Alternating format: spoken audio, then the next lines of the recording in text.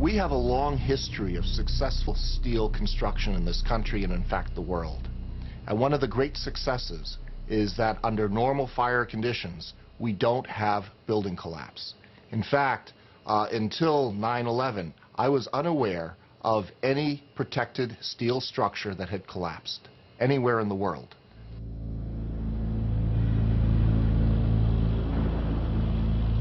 So what was the cause of the devastating explosive failure that happened at the World Trade Center?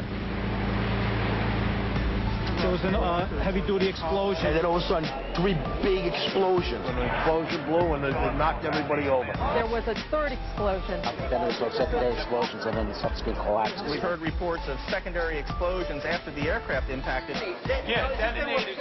Take down a building. It looks like one of those scenes of an old building being, purposely dynamited and blown up. The entire building has just collapsed, as if a demolition team set off. When you see the old demolitions of these old buildings, it folded down on itself, and it is not... 10 o'clock Eastern Time this morning, just collapsing on itself. This is a place where thousands of people work. We have no idea what caused this. If you wish to bring anybody who's ever watched a building being demolished on purpose knows that if you're going to do this, you have to get at the under infrastructure of a building and bring it down. This was clearly, the way the structure is collapsing, this was the result of something that was planned. It's not accidental that the first tower just happened to collapse and then the second tower just happened to collapse in exactly the same way. How they accomplished this, we don't know.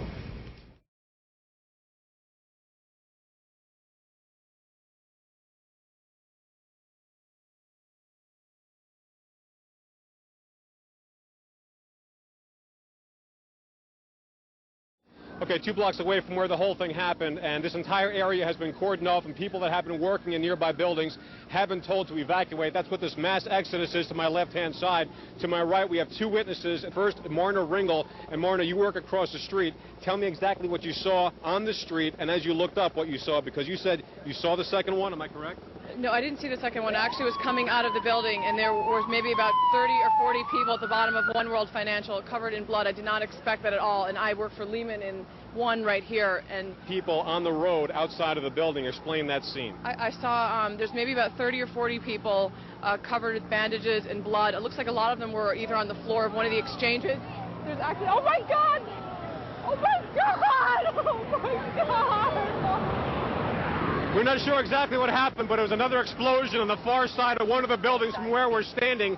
The reverberation, and another explosion on the right-hand side.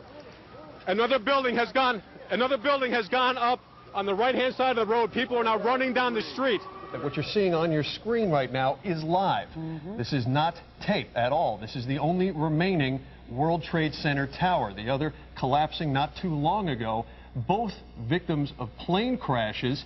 The tower rather that has collapsed, though we are told collapsed because of a third explosion. The source of that, though, at this point we don't know. At 10:30, I tried to leave the building, but as soon as I got outside, I heard a second explosion and another rumble and more smoke and more dust. I ran inside the building, the chandelier shook, and again, black smoke filled the air. Within another 5 minutes, we were covered again with more silt and more dust. And then a fire marshal came in and said we had to leave because if there was a third explosion, this building might not last. As we were getting our gear on and making our way to the stairway, there was a heavy-duty explosion. We get some of the people out, then there was secondary explosions, and then the subsequent collapses. So I don't know how many people were in there. I know there was a lot of firefighters, a lot of public safety personnel were in there. New York's bravest never had a chance. We really never even got that close to the building. An explosion blew and it knocked everybody over. Do you know if it was an explosion or if it was a building collapse?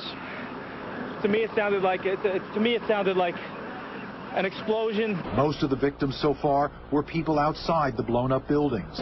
Like, it sounded like gunfire. You know, bang, bang, bang, bang, bang. And then all of a sudden, 3 big explosions. Top floors collapsed down. I saw it blow and then ran like hell. Thank God. I'm 69, but I can still run. Everything just went black. Everything came down, glass started popping.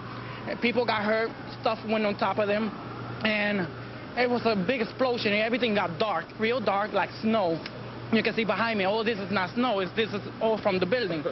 It was a terrible nightmare. We have just been told that this, what we thought was another explosion, was indeed, according to the Associated Press, another building that has either been attacked or exploded. We just saw that as well. The second tower, the only one that was standing, tower number 1, just we saw some kind of explosion, a lot of smoke come out at the top of the tower, and then it collapsed down onto the streets below. The FBI is here, as you can see. They had roped this area off. They were taking photographs and securing this area just prior to that huge explosion that we all heard and felt. We started running, floor by floor, it started popping out. It was if they had detonated. Detonated. Planned to take down a building. Boom, boom, boom, boom, boom, boom, boom. The streets of the financial district covered with debris, in some cases ankle deep. Cars on fire, cars just turned by the force of the explosion. It was like something no one had ever seen.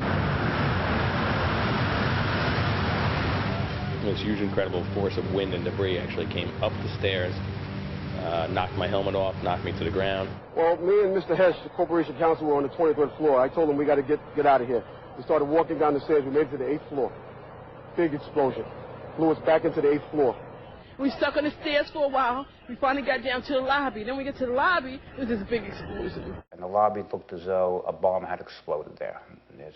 All the glass was taken out. There were 10-foot by 10-foot marble panels that were once walls. They were loose from the wall of the Trade Center. I go downstairs. The foreman tells me to go to remove the containers. As I'm walking by the main freight car of the building in the corridor, that's when I got blown. I mean, the impact of the explosion, of whatever happened, it threw me to the floor, and that's when everything started happening. You have 2 110-story office buildings. You don't find a desk. You don't find a chair. You don't find a telephone, a computer. The biggest piece of a telephone I found was half of the keypad, and it was about this big. The building collapsed to dust. I hope I live. I hope I live. It's coming down on me. Here it comes. I'm getting behind a car. It's incredible. Okay, I'm gonna have to go find people who need help. I don't think I'm one of them. You okay, sir? Okay. There's all these noises. I don't know what it is. They say someone needs help. Yeah, Mike! Mike! Mike, come over here! Yeah! Anybody need a doctor? Where are you? Don't have oxygen.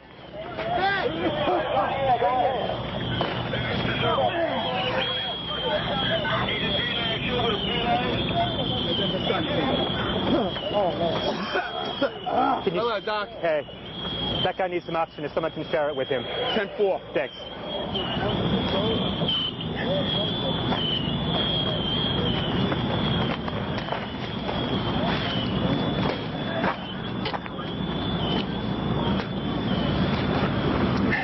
Oh, my goodness me. That's all that's standing are the Twin Towers right now in the background. That's all that's standing. That's it. That's all that's left. So you're literally right inside.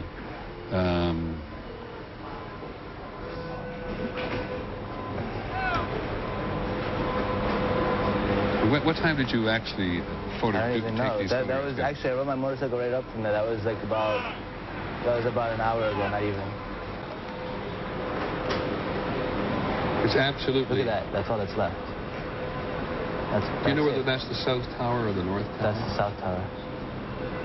And you saw no sign of life in here whatsoever? No, I went all the way right there. Like, I don't know if they edited it out yet, but there's a big hole going down to the ground. There's nobody. But the firemen said, you know, that there's been a lot of people dead. Like, a lot of firemen died. Because there were firemen in the building at the time trying to help people evacuate from the building. Yeah. They said 200 people died. I thought the fireman I saw too said 200 people died already. And this wall here, this is from part of the tower itself? Yeah, that's the South Tower, the lobby. And it's all the smoke and there's still fire going on in there right now. Are you walking across? Yeah, see, you're walking across, and that's your friend also with a photograph. And the building on the right that occasionally appears is it a building adjacent? Yeah, and it's just gouged. Like the parts of the Twin Tower just gouged out the building. See, that's the concourse below. That's going down like 20 feet or so. It's a bit hard to understand where things were or where are they now. Can you tell us, can you point out what is what in this maze of rubble and destruction? This was the South Tower. This was 104, 106 stories tall. This is what is left. Up there was the North Tower. And you look, and you see, and there's no concrete. There's very little concrete. All you see is aluminum and steel. What happened to the concrete? The concrete was pulverized. And I was down here Tuesday, and it was like you were on a foreign planet. All of Lower Manhattan, not just this site, from river to river, there was dust powder 2-3 inches thick. The concrete was just pulverized. And what's to explain, Governor, the smoke that still comes out of the fire? There's still fire down below. There is such an incredibly deep pile of rubble, and the tower goes down 5-6 stories underground, that there's still fire underneath, smoldering.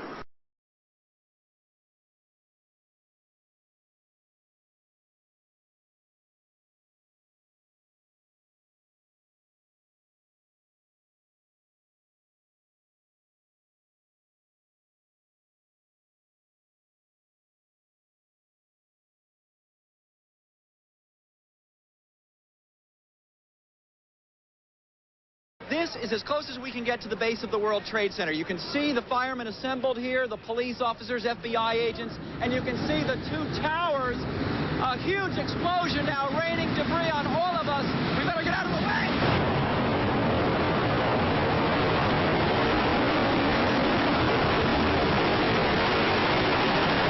It's just been a huge explosion. We can see a billowing smoke rising. And I'll tell you that I can't see that second tower, but there was a cascade of sparks and fire, and now it looks almost like a mushroom cloud explosion, this huge billowing smoke in the second tower. This was the second of the two towers hit. And I cannot see behind that smoke, obviously, as you can either.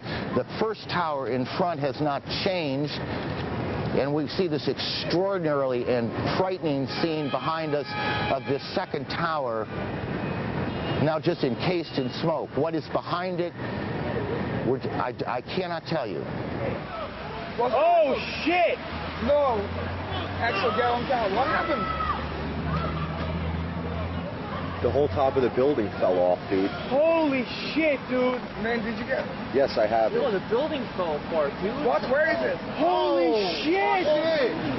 Holy fucking shit! Look at all the streets! Oh my God, dude, there's so many dead people, man.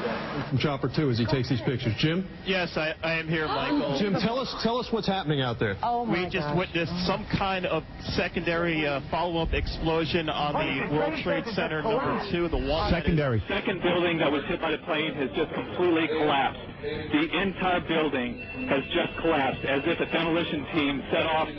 When you see the old demolitions of these old buildings, it pulled it down on itself, and it is not there anymore. That should be it. Thanks very much. Completely collapsed. The whole side has collapsed? The whole building has collapsed. The whole building has collapsed? The building has collapsed. Appearing to fall away from the rest of the building. Can we go to the tape now? Here we go, right here. This is, I mean, when you look at it, the building has collapsed. That tower just came down. It looks like one of those scenes of an old building being, purposely dynamited and blown up. I spoke to the chief of safety for the New York City Fire Department. He received word of the possibility of a secondary device, that is another bomb going off. He thinks that there were actually devices that were planted in the building.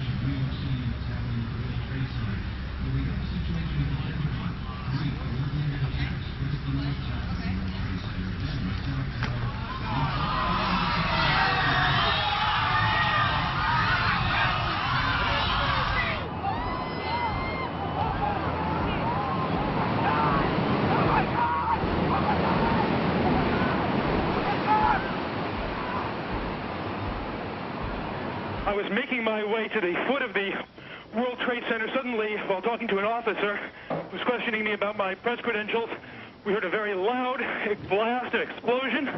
We looked up, and the building literally began to collapse.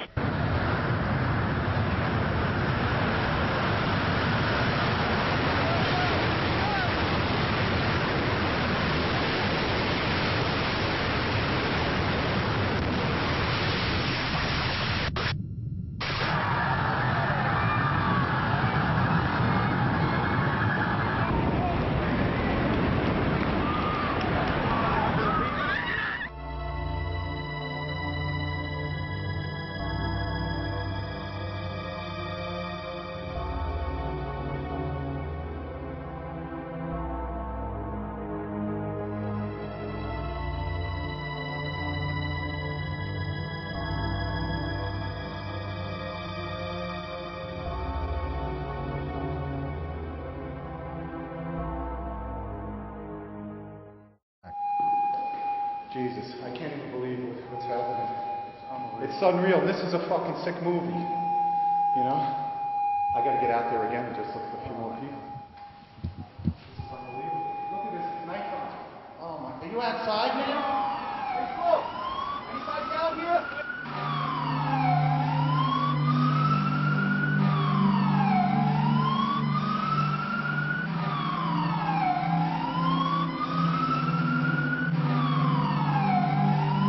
Are unreal. Numerous members down. Numerous requests for oxygen.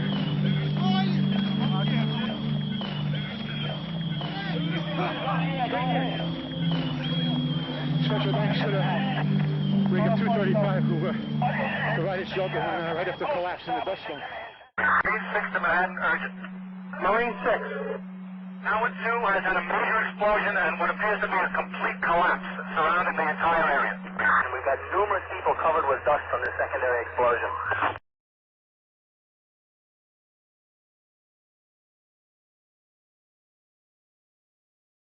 Again, and I know that for many of you, you've heard this a lot, but I think it's important as people join us as they do in moments like this. They are coming in all the time, that there have been attacks in 2 American cities, New York and in Washington. The trade centers here in New York have been hit by airplanes.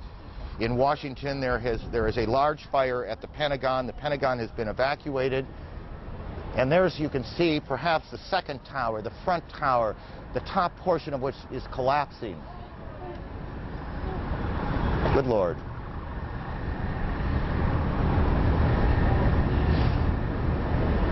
There are no words. You can see large pieces of the building falling. You can see the smoke rising. You can see a portion of the side of the building now just being covered on the right side as I look at it, covered in smoke. This is just a horrific scene and a horrific moment. I want you to take a look at what's happening right now. That is a live picture. That's a live picture too. That's World Trade Center 2 has just collapsed. That's the second of the towers to collapse. We are now looking at the collapse of the second of the World Trade Center towers.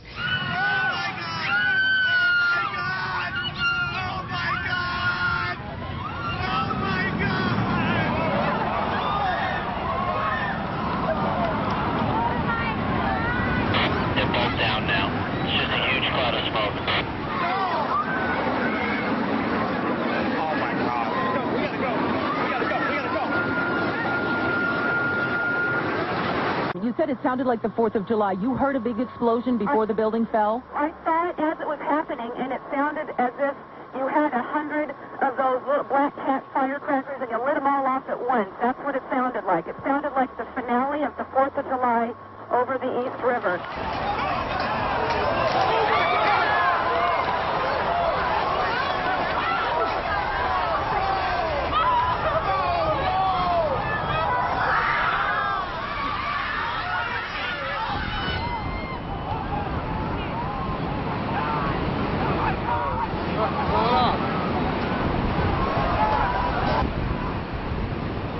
There it went, Brian. That was it. That was the second one.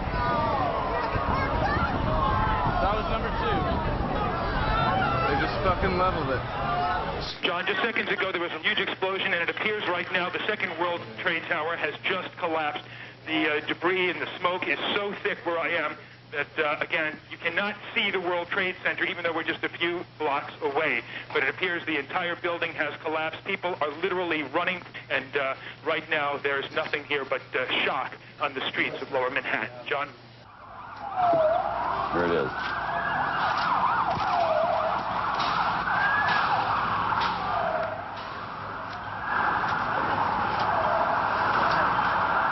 That's a videotape replay.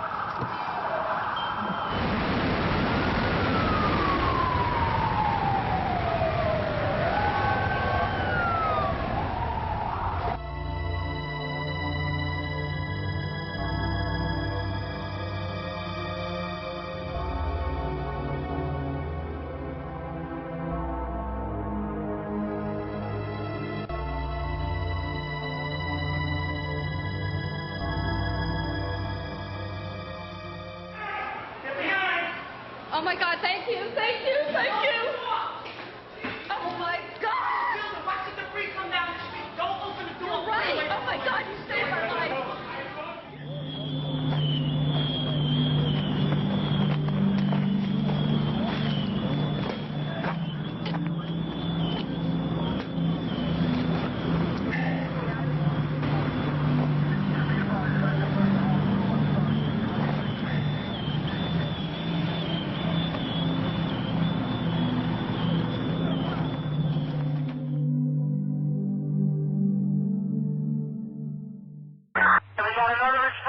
Tower, 1013, 1013, we got a second tower down.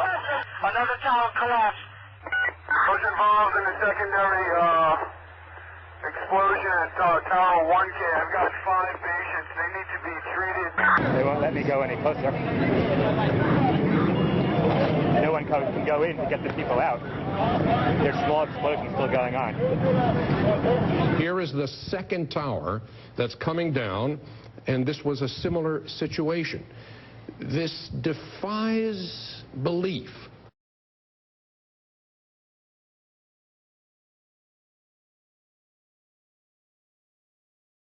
And what you're seeing are high shots. Now, here we're going to show you a videotape of the collapse itself. Describe that. Now we go to videotape, the collapse of this building.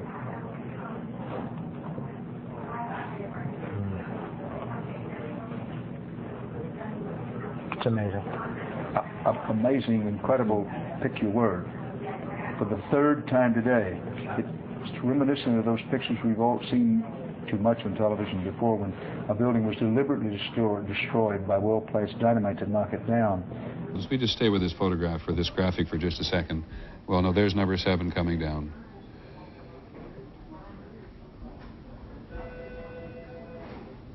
When you think that part of the component of news coverage around the country every year is the excitement and the fun that people get watching an old building being demolished, and they wire it very carefully for days, and it's a very careful operation in order to make sure that a building comes down safely. I think the last one we saw was when they brought down one of the old casinos in Las Vegas. I mean, this is just stunning to see these things come down.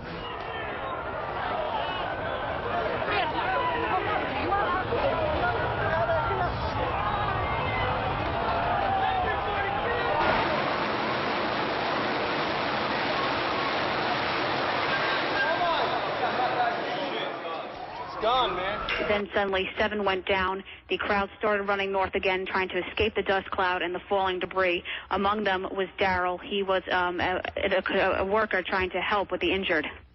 You're just standing there all of a sudden out of nowhere. You hear this clap, sounds like thunder. The building had shock waves going through. You could see a shock wave go up, the windows blast out. You know, it was like I thought I was watching a movie. It was so, I mean, I can't believe this is happening. You know, it's really ridiculous. But, you know, came down floor by floor. Structure stayed intact until it all hit the ground. Back live, we have had little relief here. Take a look at this. About an hour ago, World Trade Center building number 7 collapsed. A 42-story building. No word of any casualties in the building. It was the one calamity that was not a surprise. I remember getting a call from the fire department commander telling me that they were not sure they were going to be able to contain the fire. And I said, you know, we've had such terrible loss of life. Maybe the smartest thing to do is pull it. And they made that decision to pull, and then we watched the building collapse.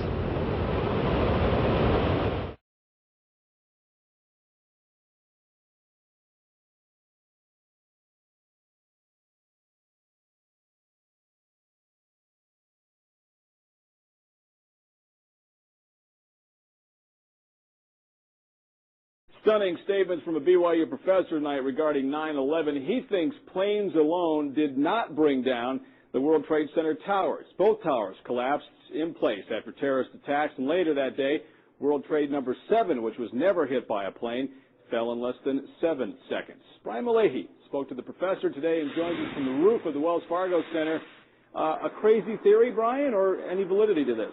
Well, Professor Stephen Jones got an email today asking, are you some kind of nutcase? And actually, he's written an academic paper for peer review. It's been well received, he says, among his colleagues at BYU, and it is essentially this.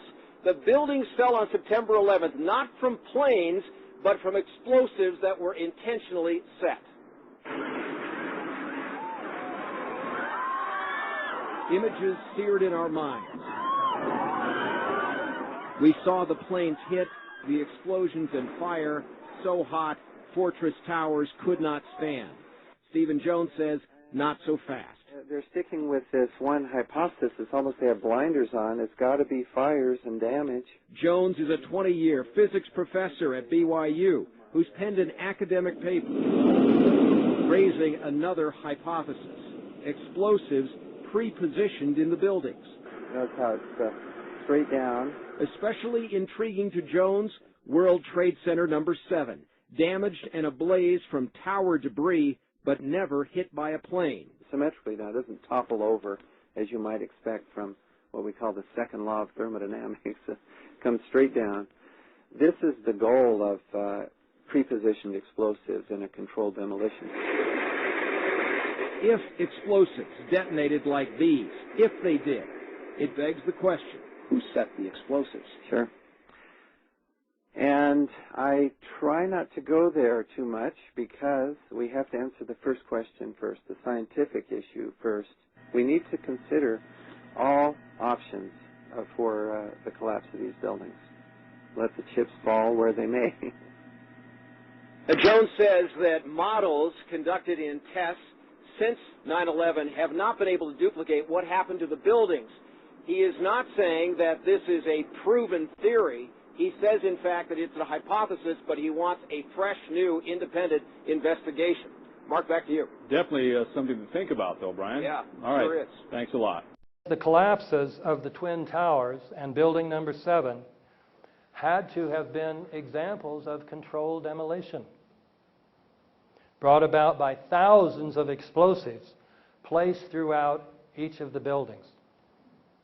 No foreign terrorist could have obtained the kind of access to the buildings this would have required. One reason for concluding that the 3 buildings were brought down by explosive is the very fact that they did collapse. High-rise steel frame buildings have never, before or after 9/11, been caused to collapse by fire. Even when, as in the Philadelphia fire of 1999 and the Madrid fire of February of this year, the fires were much larger, much hotter, and much longer lasting than any of the fires in the World Trade Center. The second reason is the specific nature of the collapses, each feature of which points to explosives. For example, the buildings collapsed straight down and at virtually free fall speed, as in controlled demolitions. And then the rubble smoldered for months afterwards. With regard to the Twin Towers in particular, many people in the building said that they felt or heard explosions. Virtually all the concrete of these enormous structures was pulverized into very fine dust. This was the South Tower. This was 104, 106 stories tall. This is what is left. Up there was the North Tower. And you look, and you see, and there's no concrete. There's very little concrete. All you see is aluminum and steel. What happened to the concrete? The concrete was pulverized. And I was down here Tuesday, and it was like you were on a foreign planet. All of lower Manhattan, not just this site, from river to river, there was dust powder 2-3 inches thick. The concrete was just pulverized. Try this. Get a piece of concrete and drop it a little over 1,000 feet and see if it pulverizes into very fine dust. It won't happen. Much of this dust, along with steel and aluminum, was blown out horizontally from the buildings several hundred feet. Most of the steel beams and columns came down in sections about 30 feet long, conveniently ready to be loaded onto trucks. And pools of molten steel were found beneath the rubble. This is how it's been since day one. Oh, it's unbelievable. And this is 6 weeks later, almost 6 weeks later. And as we get closer to the center of this, it gets hotter and hotter. It's probably 1,500 degrees. We've had some small windows into what we thought was a core at some point, and it looked like an oven. You know, it was just roaring inside. And it was just a bright, bright reddish orange color. See that stuff he's pulling out? What was that shit? We're gonna hold off on the water. See the stuff he's pulling out? Yeah. Red hot. If we hit it too much steam, you won't be able to see what he's doing. Great. These and even more effects point to the existence of very powerful, precisely placed explosives. A third thing supporting the theory of controlled demolitions is evidence of a deliberate cover-up. If the building's steel columns and beams had indeed been broken by explosives, an examination of the steel would have revealed this fact. However, although it is normally a federal offense to remove anything from a crime scene, the steel was quickly loaded onto trucks and put on ships headed for Asia to be melted down. I will mention one more example of the cover-up. Insofar as there is an official story as to why the towers collapsed, it is the pancake theory, according to which the floors above the destruction caused by the airplanes collapsed on the floor below, and then those floors collapsed on the floor below that, and then it pancaked all the way down. Now, even if this theory were remotely plausible, can you imagine it pancaking at free fall speed? The other problem is what happened to the 47 massive steel columns that constituted the core of each of these twin towers. They were the weight-bearing structures of each tower. Those 47, even if the pancake theory were true, those 47 steel beams should have been sticking up at least several hundred feet into the air, just like the old phonographs, where sometimes the 78 records would collapse, but the spindle's still sticking up in the air. You should have had 47 spindles still sticking up in the air. Well, what did the 9/11 Commission report do about that problem? It avoided the problem incredibly by simply denying the existence of these columns, even though those columns, I'm not making this up. These columns were the unique feature of these towers when they were first built. So, the Commission report, after saying falsely that most of the weight of each tower was borne by the steel columns in its exterior walls, this supposedly authoritative report said the interior core of the buildings was a hollow steel shaft in which elevators and stairwells were grouped. Such a desperate lie is a sure sign of a cover-up.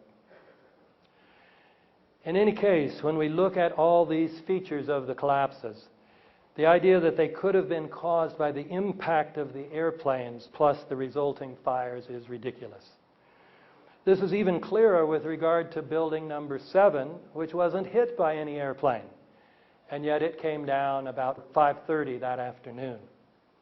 Its collapse remains so impossible to explain, except as controlled demolition, that the 9/11 Commission report did not even mention it, as if the collapse of a 47-story building was not worthy of comment. And it only had fires on floors number 7 and 12 of 47 stories.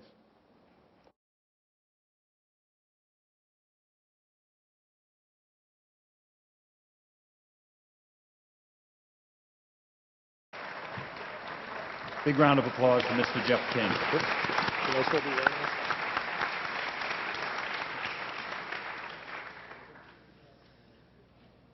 Okay. I studied physics at MIT. I did electrical engineering for about 8 years. I've had quite a bit of practical engineering experience. When I first saw the collapses, I was absolutely convinced that they were not spontaneous. One of the first things that I did was to speak with one of my patients, who is a retired Army Corps of Engineers fellow who's done a lot of demolition and construction. Showed him some of the public source videos that are available of it, and he immediately pointed out that there were squibs, which represent little puffs of smoke essentially coming out of the buildings initially, which were clearly a sign of controlled demolition. He had no opinions beyond that, but he said without doubt that it was a controlled demolition. That sort of set me on the path of continuing to examine it and trying to gather as much evidence as I could. And the question I pose, what don't we know and why don't we know it, is sort of addressing the fact that at this point we still do not really have a meaningful explanation for what happened to the buildings. We have had several studies at this point, which I will go into, as to trying to determine a plausible scenario for the collapse. As of this point, none of them have presented us with anything that I think could be reasonably called a convincing and detailed account of why the collapse has occurred. And the question that's been addressed previously, the enormous destruction of physical evidence, as Chris was saying, the site was scrubbed very thoroughly. Out of the entire mass of the buildings that were destroyed, the National Institutes of Standards and Technology, who are now doing the ongoing investigation, managed to save about 240 pieces out of the entire building. All of the rest of it was basically recycled. The obvious question is what does it mean that there was a controlled demolition? At the simplest level, it means that someone had a lot of access to the buildings over a long enough period of time to set this up. It implies, as many other things have tonight, that the people who had effective control of the site had an interest in having it scrubbed and making sure that no information was available, that a forensic reconstruction couldn't be done. Even in much smaller catastrophes, we typically will reconstruct things as completely as possible. For example, TWA Flight 800 pieces were dredged off the bottom of the sea. A complete reconstruction was done to allow a detailed analysis. In this case, the exact opposite was done. The first report that was really issued on this was issued by FEMA in collaboration with the American Society of Civil Engineers. There was basically a volunteer team from ASCE that had very limited access to the site. A lot of the pieces that they were able to retrieve were retrieved by going to landfills and trying to find interesting pieces before they were disposed of.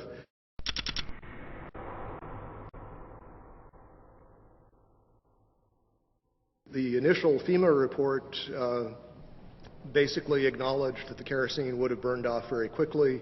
What wasn't destroyed in the initial fireball would have been consumed fairly rapidly and would have only really served as an ignition for the rest of the material. And the second point being that the fuel here really was strictly office contents. If you think of a modern office with copying machines, computers, and as has been previously mentioned, the smoke, particularly from Building 2, just before it collapsed, was very black looking. This is generally an indication of an inefficient fire in which there's not enough oxygen for the amount of fuel. These types of fires typically burn very cool. They are not hot flames like blowtorches.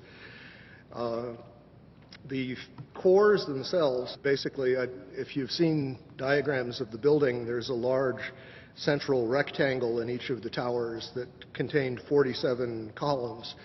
And these columns basically were the primary structural support of the building. They were given the role of supporting the whole gravitational load of the building. Since they were so strong, it would have been reasonable to think that they would have withstood, at least to some extent, the collapse.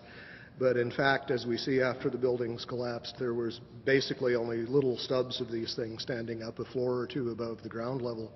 The cores did not have much in them that would burn. The cores basically were dedicated to things like elevator shafts, utility shafts, stairways. So you have drywall material, you have a little bit of carpeting, you don't really have any inflammable material in the core itself. The core was specifically designed so it could not function as a chimney. They did not want, in the case of a fire, for the fire to be able to travel through the elevators or for air to come in through the elevators.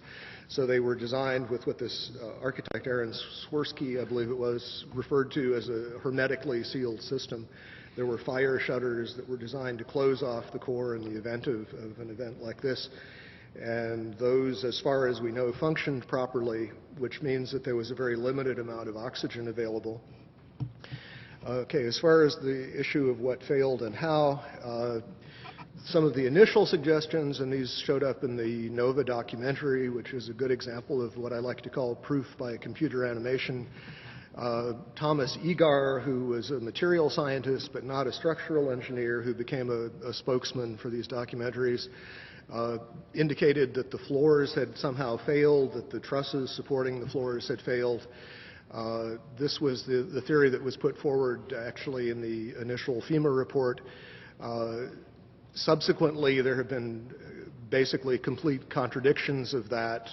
Jim Hoffman has done quite a bit of research which is available on the web concerning the problems with this idea that the floors would have simply fallen.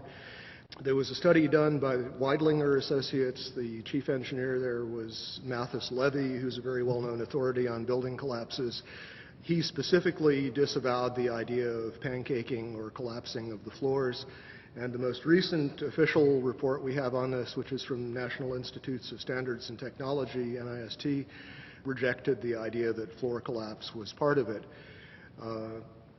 And so as a result, we have basically no sequential model at this point. What NIST has suggested is that there was some kind of simultaneous collapse of the cores, but they have not attempted to give any kind of modeling as to whether those cores could have in fact been destroyed by the fires in the way that they claim. Unfortunately, the material that would have allowed a detailed fire analysis, the actual physical evidence, is all gone. One of the most significant things to my thinking that indicates that this could not have been the sort of collapse that we are told it was is the presence of the dust clouds. And as you've seen in the pictures, and I'm sure all of us have seen probably more than we would like, there were very, very large clouds of very thick dust that enveloped the area, that crossed the river, that made it almost all the way to New Jersey from the pictures that I've seen.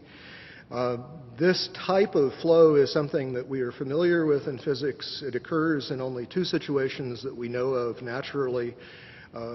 One is in volcanic eruptions, where a large amount of material is suddenly exploded into the air and basically forms small particles. The other situation is something called turbidity currents. These occur along the edges of the continental shelves, where mud or sediment will slump, become suspended in water. And the common thread is that you have large amounts of a dense material that is suspended very quickly in a fluid, thereby creating another denser fluid, which is in effect the dust cloud. And that fluid can achieve considerable velocities. The problem with creating this sort of slurry of fine particles is that there really is no mechanism that has been proposed. We have concrete floors with carpeting or flooring over them. We have furniture. We have floors basically that are coming together in a collapse, but the concrete is basically protected under these layers. Early in the collapse, in the very first moments, we see these thick clouds being ejected at very high speed. They're clearly dense because they flow downward and become part of this large overall pyroclastic flow. What we're basically being told is that the concrete sort of jumped up into midair, exploded itself, and then was ejected as the floors came together. Not a very plausible mechanism, but I have yet to hear of anything else proposed to explain it. From quite a few people on the scene, we've been told that the powder it represented most of the concrete, that the amount of intact macroscopic chunks of concrete on the scene were negligible, that basically everything was reduced to powder. And incidentally, we also know that other things besides concrete were reduced to powder. We know that contents of computers, exotic metals from computer chips, these sorts of things were also identified in the dust and in very small particles, generally on the order of less than 100 microns in diameter.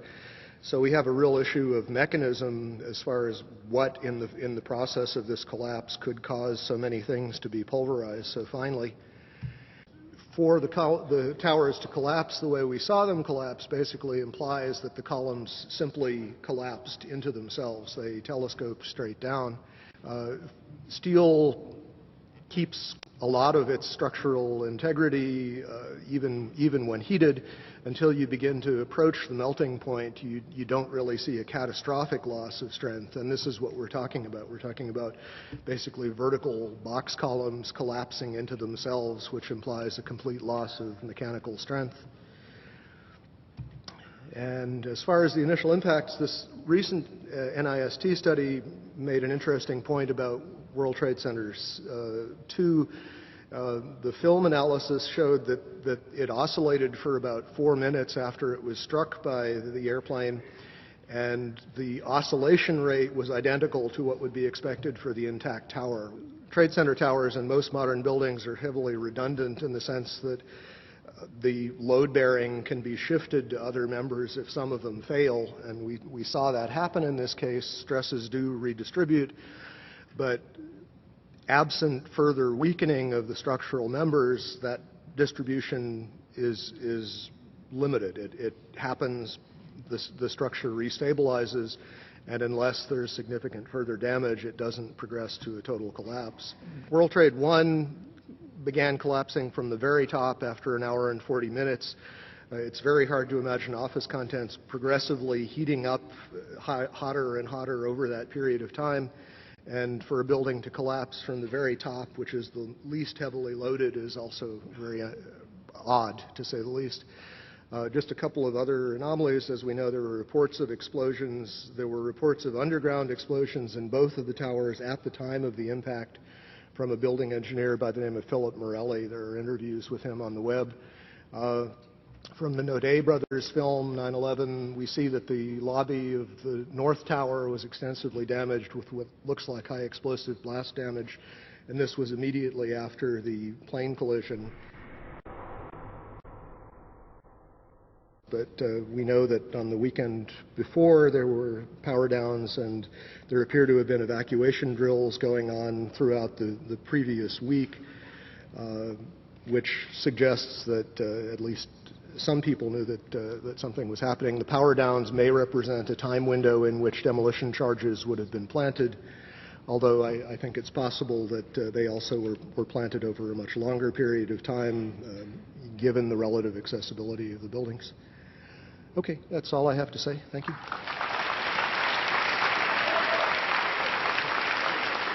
Thank you, Jeff King. Thank you very, very much.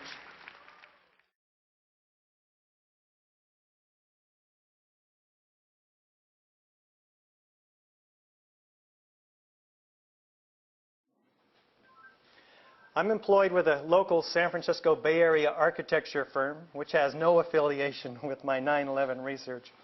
I've designed numerous fireproof steel frame buildings. Most recently, these $3 to $10 million gymnasiums. And I've also been responsible for the day-to-day construction administration services for this $120 million high school campus. I'm now working on quite a large steel-framed project in Nevada with almost 2 million square feet of retail, parking structure, and high-rise office space. Why have all 20 architects and engineers that have so far seen the evidence which you're going to be seeing tonight joined us in calling for an independent investigation into these collapses on 9/11? We'll find out. Let's take a look at the features of controlled demolition. This is what a high-rise looks like when it is being demolished with explosives. Controlled demolitions can be engineered in different ways. Normally, the purpose of a controlled demolition is to remove a structure while avoiding damage to adjacent structures, and to do so economically. Typically, a tall building is demolished by placing thousands of cutter charges adjacent to columns throughout the building and then detonating them in a precise order, starting with the interior structure and then progressing outward and upward.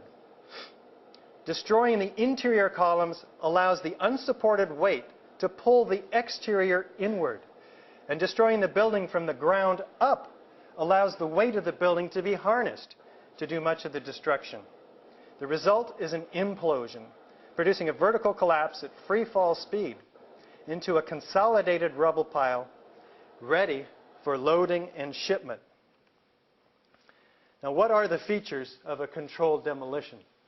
We have sounds produced by explosions, rapid onset of destruction at the base, dust clouds, thick, billowing, and enormous from the pulverized concrete and explosions.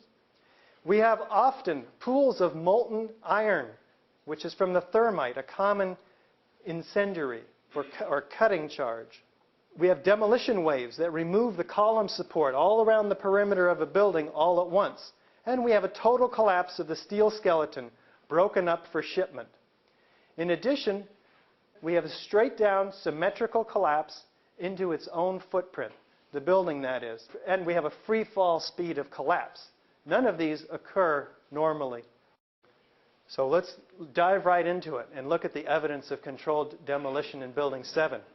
Now, Building 7 was 350 feet, a football field away from the Twin Towers. It's a 47-story skyscraper that many of you may not even have been aware was brought down on 9/11. Here it is here, seen across from the devastation of the already fallen World Trade Center 1, or the North Tower. It had a couple of fires that were visible in the photographs on the 7th and the 12th floors. So let's look at the evidence now for a straight-down symmetrical collapse caused by all the columns being cut at once. And what you're seeing are high shots. Now, here we're going to show you a videotape of the collapse itself. Describe that. Now we go to videotape the collapse of this building.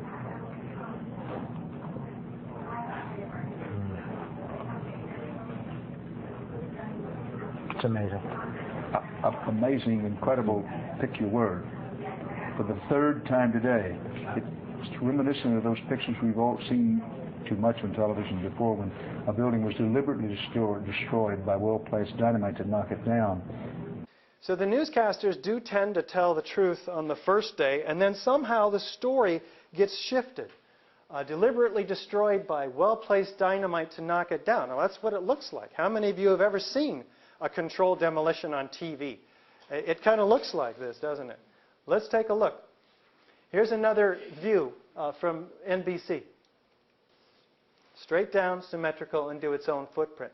The only thing that can cause this is if all of the perimeter columns, in this case 81 of them, and 24 core columns are cut at once. In fact, to bring the penthouse down, you have to cut the interior just a fraction of a second prior to the exterior, again, which causes the exterior walls to fall. Straight down rapidly. In this case, 6.5 seconds. It's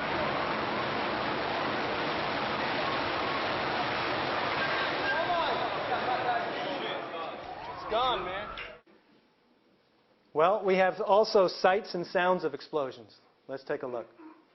Then suddenly 7 went down. The crowd started running north again, trying to escape the dust cloud and the falling debris. Among them was Daryl. He was a worker trying to help with the injured. You're just standing there, all of a sudden, out of nowhere, you hear this clap, sounds like thunder. The building had shock waves going through. You could see a shock wave go up, the windows blast out. You know, it was like I thought I was watching a movie. It was so, I mean, I can't believe this is happening. You know, it's really ridiculous. But you know, came down floor by floor. Structure stayed intact until it all hit the ground. So first, the sound of a clap of thunder, a shock wave ripping through the buildings, and then the building coming down. Let's take a look at the characteristics of destruction by fire. Experts said no building like it, a modern steel-framed high-rise, had ever collapsed because of fire. Now, fireproofing is intended to withstand ordinary fires only for up to 2 hours. So, what happened in these high-rises, and in fact, every high-rise that has ever had a large fire in it, in this case, Caracas, Venezuela, 56 stories, burned 17 hours for 26 floors. Its fireproofing is only good for 2 hours. It did not collapse after 17 hours. Likewise, Los Angeles, First Interstate Bank, burned 3.5 hours over 5 floors. Philadelphia, 91, Meridian Plaza, 38 stories, burned for 18 hours over 8 floors. No collapse. These buildings are all being utilized today. So high-rise buildings do not collapse due to fire, even after their fireproofing has performed its usefulness after a couple of hours. Yet, we're told that a couple of small fires, and some say many more fires on the other side of this building, which we don't actually have visual evidence of, brought down this building very quickly, symmetrically, in 6.5 seconds. Do we have expert corroboration? Well, the top European controlled demolition expert, Danny Jawinko, says it starts from below. They have simply blown away the columns. This is a controlled demolition. A team of experts did this. This is professional work without a doubt.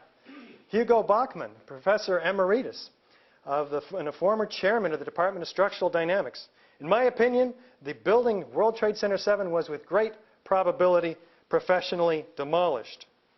What more do we need? Do we have molten metal at the World Trade Center Building 7? You'd get down below and you'd see molten steel running down the channel rails. Like you're in a foundry. Yeah. Like lava. Volcano. Molten iron is the product of the incendiary thermite, a cutter charge which is used in many controlled demolitions. There's no other conceivable source of molten metal found at the base of World Trade Center 7. Hydrocarbon fires burn 1,700 degrees maximum. Molten metal, molten iron in this case, and most all molten metals burn, they need 2,700 degrees to create them. We're missing 1,000 degrees of energy, of temperature. Down below. Do we have foreknowledge of the collapse? Turns out we do. The fire chief, Nick Viscani, says, hey, we're moving the command post over this way. That building is coming down. Well, never before in history had a high-rise steel frame building, especially one with only a couple of small fires in it, but even large ones, have never brought down a steel frame building. Let's see what the emergency and police workers say.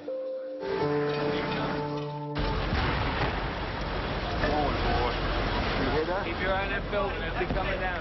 Building is about to blow up. Moving back. All right, guys. Sorry. We are walking back. The building is about to blow up. Well, here we're not even saying there's a fire, that building's coming down. We're saying, hey, it's going to blow up. But so never before in history, again, has a fire brought down, and now we're being told it's going to blow up. Well, fires don't blow up buildings either. Turns out the BBC announced the collapse 20 minutes before it happened. Here is the BBC reporter announcing the 47-story Solomon Brothers building close to the World Trade Center has also collapsed. This was announced 20 minutes prior, and here's the building right here, still up in the air. Who gives these people their scripts? And can't they do a better job of timing these things? BBC, of course, apologized for this mistake, citing the confusion of the day's activities. Indira Singh, emergency worker. By noon or 1 o'clock, they told us we had to move from the triage site up to Pace University, a little further away, because Building 7 was going to come down or being brought down. Seems like there was a lot of awareness that it's not just collapsing by fire. Well, who was in Building 7 as a tenant? Well, the CIA's undercover New York station was there, the IRS, the Department of Defense, Mayor Giuliani's Office of Emergency Management, Securities and Exchange Commission, which, by the way, lost hundreds of active files that were being used to prosecute organizations such as Enron and WorldCom. So this is a highly secure building. Could Al-Qaeda have gotten access to it to set these explosives? I don't think it's probable.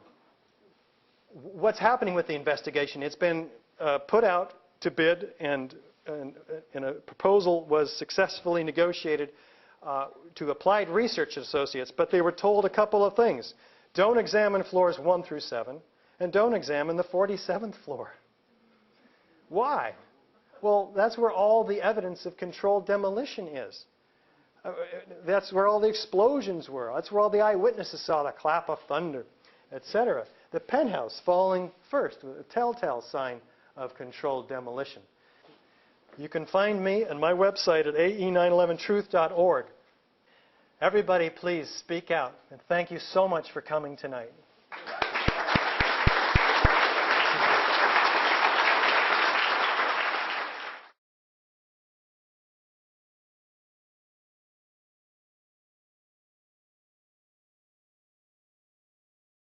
And the first time I saw Building 7 come down straight and fast, I realized this is very curious. I hadn't seen it until just about, it's been about 1.5 years now ago. And as soon as I saw it, in a sense, I was hooked. I figured, as a scientist, I can't just ignore this data. I could see that building come straight down. I'd seen demolitions before, controlled demolitions. They look just like that. A kink in the middle, and then that building just comes straight down, almost at free fall speed. Yeah.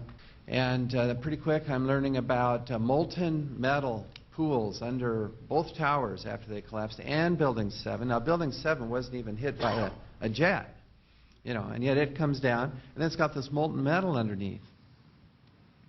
And where'd that come from? I have a sample of this molten metal. Previously, molten metal here. Just a tiny sample. This is really all we need. I brought along with me at the last minute. I thought, well, I'll throw that in. And by analyzing this, we determined it is not molten aluminum from the plane. Okay. Indeed, it contains a great deal of iron, which is the product of the thermite reaction. Now, thermite can be purchased on eBay, and many people, I show it in my class, physics, and I'll be showing it this fall in my physical science class. It's commonly shown. It's a very brilliant reaction. You get this white flare, this white dust, which is aluminum oxide coming off, and then this yellow hot molten metal, just white yellow hot, flowing out of this reaction. Now this thermite is so hot, this molten iron, especially when you mix sulfur in, now it's called thermate, and it'll just cut through steel, through structural steel, for example, like a knife through butter. And we also see this molten, yellow hot molten metal with white wispy ash pouring out of the South Tower just minutes before its collapse. And I've shown this video, and it's just amazing. The photographs of that, it's in the NIST report, and the evidence is just piling up. This is, it has the characteristics, not of molten aluminum and not of molten, it's not just structural steel that somehow melted. No, it's very little chromium. But it does have sulfur and manganese and some other elements that are characteristic, you see. It's like a fingerprint that the criminal left behind. This carries with it evidence. How was this done? What was used? This chain of events leads me to reluctantly conclude that indeed there does seem to be insider, in other words, not just the hijacked planes, but also others involved setting these thermite cutter charges in the World Trade Center to bring them down. This again leads to the conclusion that our Constitution, which is our heritage as Americans, I love my country, I love the Constitution and the people in America. I'm afraid that our Constitution is literally hanging by a thread at this stage.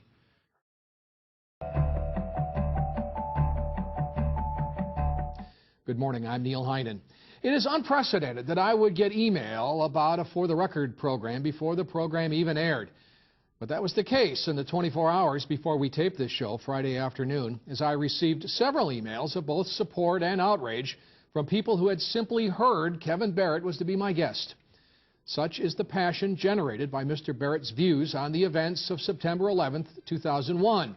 The most recent event of which I'm aware is the resolution signed by 61 state legislators calling for the UW to fire Mr. Barrett. Kevin Barrett is my guest this morning. Mr. Barrett, thank you very much for joining me. Well, it's good to be with you, Neil. My question is, shouldn't it be simple enough to provide the evidence that would support the claims of the government? I mean, there should be plenty of physical evidence, shouldn't there? Well, it depends which claims you're talking about. Personally, I think that the real core of the whole 9/11 question is the issue of whether the 3 World Trade Center buildings were demolished with explosives or whether they fell down for some other reason, such as being damaged by plane crashes or fires.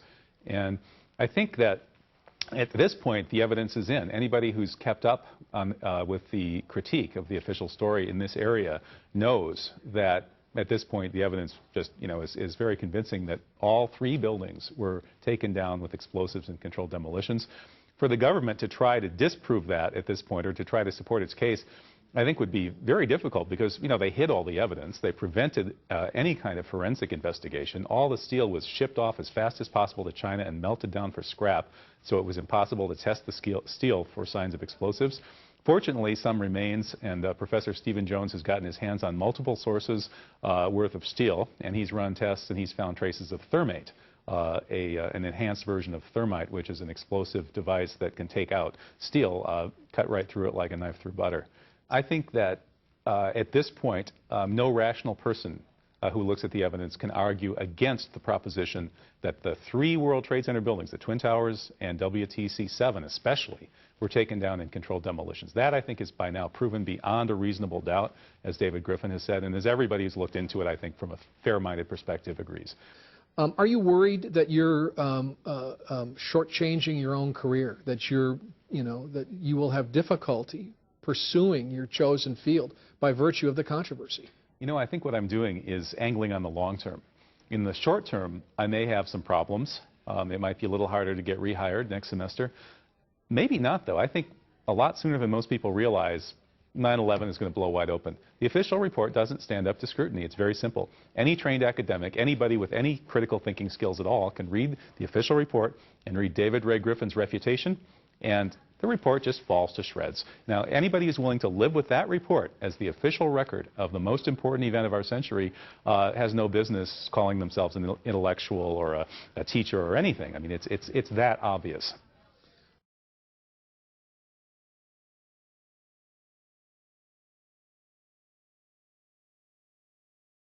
I suppose the words 9/11 will always evoke images of horror and tragedy, but on the day the Twin Towers fell, there were also many acts of great heroism. Yes, one man, caretaker William Rodriguez, rescued hundreds of people from the North Tower, and it's thought he was the last person to get out alive before it collapsed.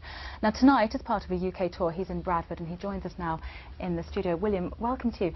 Now, we're told that you rescued these people, you got out, and then you went back in, didn't you? Why was that? Well, 3 times I went into the building because I wanted to help the people that were actually stuck at Windows of the World, which was the restaurant that was located on the 106th floor of the North Tower. While everybody was running out, I was running in back and forth trying to get to them and to help the rescue effort as it started. I had the only master key. I worked in the building for 20 years as a janitor, and I had the only master key that was used on 9/11. And in fact, this is the key, it's your ID as well. And that key probably saved the lives of hundreds of people. Yeah. That is correct, and not only save hundreds of people, but that key is designated to be in the Ground Zero Memorial that is going to be built on Ground Zero. They call it the Key of Hope. Yes. Yeah. William, what was running through your mind as you were rescuing these Desperation, total desperation. I just wanted to get the most amount of people in the less amount of time. When I saw the lack of understanding by the firemen of how the building was constructed and how the stairwells, there were 3 stairwells in the building, how they were actually going through different loops, wanted to take it upon myself to lead them through the whole process of rescue. Now, the building was a Class A building. On the codification of building codes in New York, 3 doors will not open on the stairwells for the rescue effort. 1 will open, 3 won't open, 1 will open, and that's the way it is on all the skyscrapers. Can I just ask you one question? Because we've seen there the picture, that harrowing picture, 2 planes crashed into the Twin Towers, and yet you still maintain there was a conspiracy. I believe that, I don't doubt that, the planes were there, the plane hit the building, but before, and one of the experiences that I said even when I was pulled from the rubble on 9/11 is that there was an initial explosion on the sub-level number 2, B2. There were 6 sub-levels in the building prior the plane hitting the building, and I believe that was an explosion set up by explosive to actually weaken the foundation. And nothing will ever change your mind that you think I was there, I saved people, I actually have the people available for the 9/11 Commission. That was the commission that was created to investigate this. They were never called, not even once. They're still available 5 years after, and the government came out with an official story that went against our experience on that day. William, thanks very much for joining us tonight. My pleasure.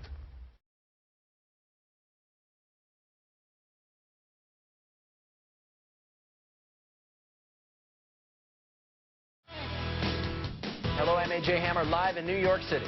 And I'm Brooke Anderson, live in Hollywood. AJ, it's been incredible, pretty hard to believe, actually, the response we got today to the incredible story Showbiz Tonight broke last night. Actor Charlie Sheen's startling claims that the government may be covering up what really happened on September 11th. So many emails coming in. We've been really overwhelmed today. Between the emails, the blogs, the websites, everybody is writing and talking about it. Charlie Sheen made the comments during a hard-to-believe interview on a radio show. And don't move, because in just a moment, the host of the radio show, the guy who actually spoke with Sheen, is going to join me live here on Showbiz Tonight. But first, let's get you up to speed on the latest developments. The more you look at stuff, especially specific incidents, specific events in or around the fateful day, it just raises a lot of questions. The questions Charlie Sheen is raising about the 9/11 attacks are raising a lot of eyebrows. Our email inbox immediately started to overflow, and the coverage on Showbiz Tonight is getting a lot of attention.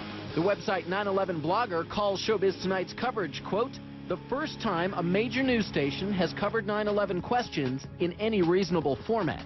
It all started with a radio interview Sheen gave to GCN radio network host Alex Jones, a cult hero of sorts to 9/11 conspiracy theorists. Well, during the interview, Sheen made clear that he backs Jones' views.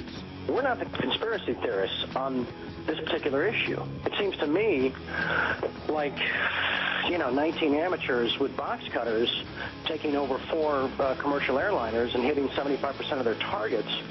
That feels like a conspiracy theory. Sheen also made another shocking suggestion that we may not know the full story about the collapse of the World Trade Center. I have a hard time believing that a fireball traveled down the elevator over 1,100 feet and still had the explosive energy to destroy the lobby like it was described. I said, hey, call me insane, but did it sort of look like those buildings came down in a controlled demolition? When I was your age, I could only dream about my parents splitting up. As the star of the hit sitcom 2.5 Men, Sheen is seen weekly by about 10 million people, and many of them may end up paying attention to his controversial comments on 9/11.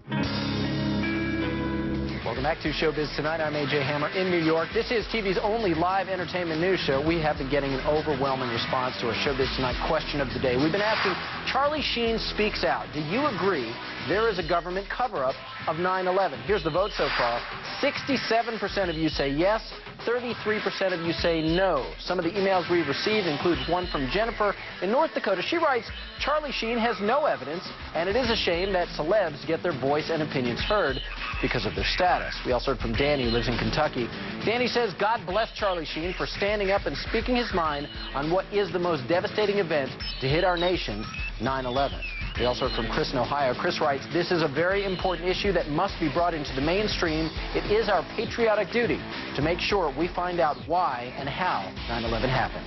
We were talking about Charlie Sheen and all the comments, and I just have to get your take. I mean, you seem a little blown away that he would come forward. Well, it's impressive. I mean, it's impressive for somebody in any kind of high-profile position to challenge the government when you're getting average people, you know, slandered for any kind of opposition. Would you ever do something like that? I probably wouldn't. I usually keep my politics to private conversations, but I appreciate the fact that he's prepared and coming out and saying this is something. And I like that he says, if you want to investigate anything, investigate the facts. Don't try and turn it around on me, which is what's been happening so much with this administration. Anybody who challenges anything with a reasonable challenge gets slandered and criticized for opposing. What do you make of an actor of his stature coming out publicly like that? I think he's a brave man to even question this aloud in an environment where people have been saying that anyone who questions the government is a traitor.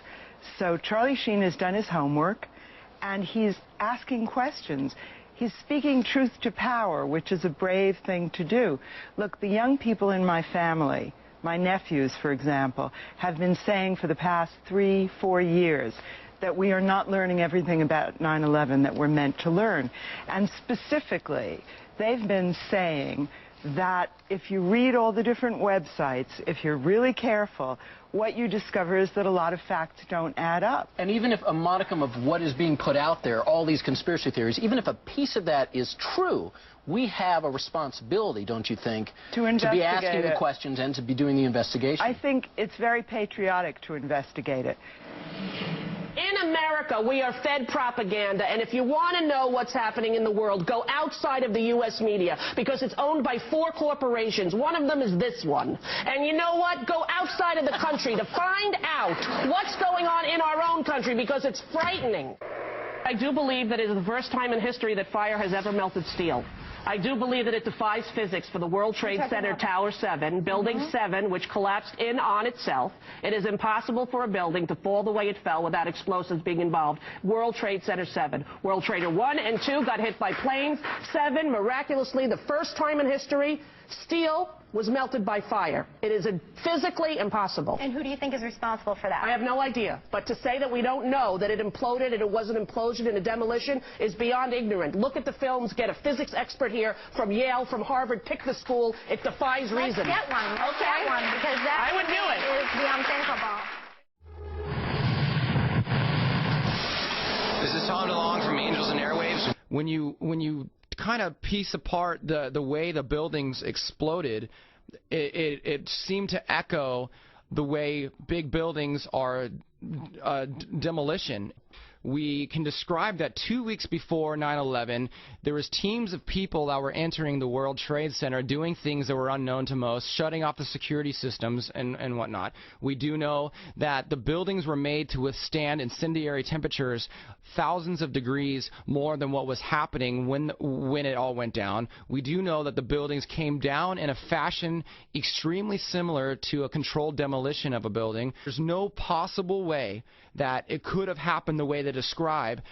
And we're talking about 60–70% of the American people are actually starting to think that there's a different story. Why are we, as Americans, sitting back and letting this happen to us? I think that this is a huge challenge for Americans to not let them be defined this way, and to actually stand up and do something that can not only better our own life, but better the world.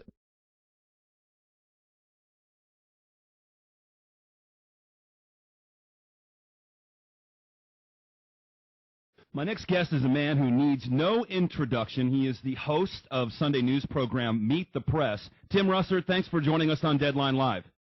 A real pleasure to be here. Tim, do you know that Morgan Reynolds, former chief economist of the Department of Labor under George W. Bush, has come out and said he thinks 9/11 was an inside job? So has Ray McGovern, CIA analyst who briefed both Bush and Reagan, Paul Craig Roberts, Deputy Secretary of the Treasury, father of Reaganomics, and Among others, Lieutenant Colonel Bob Bowman, who was a former director of advanced space programs development under Ford and Carter. And these are some pretty heavyweight people. These aren't conspiracy theorists, Tim. These are some heavyweight people that worked under these major administrations. Well, I'll leave their judgments and opinions to them, and I obviously have done my reporting and offer the truth as I see it. A lot of people would like to learn more about this. Obviously, I don't think we got everything out of those investigations, the 9/11 investigations, that we would need in order to determine a multitude of wars. That's pretty important stuff, don't you think, Tim? Well, is it possible we can have you get one of these guys on your CNBC program? Tim, are you with me? Tim Russert. Tim, are you with me?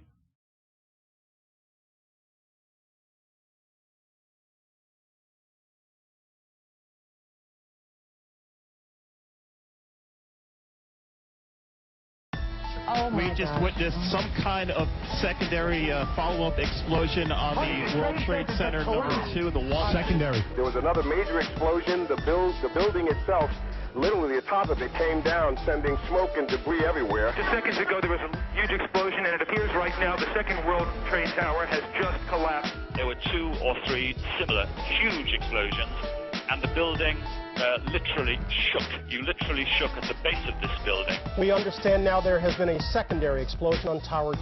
What happened was I was down in the basement.